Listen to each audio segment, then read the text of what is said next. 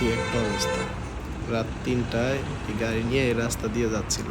রাস্তার ওই পার থেকে গাছ ভেঙে চুরে এই পারে চলে আসছে। মানে রাস্তার মধ্যে বিমানের ছোঁয়া পেতে চেয়েছিল। রাত্রে ৩টার সময় ডিং করে রাস্তা দিয়ে গাড়ি চালাইয়া যাওয়ার সময় অ্যাক্সিডেন্ট করে ওই পার থেকে এই পারে চলে আসে। আর ওনাদের দাবি ছিল যে লোকাল বাস এসে ওনাদের মেরে দিছে। কি একটা অবস্থা!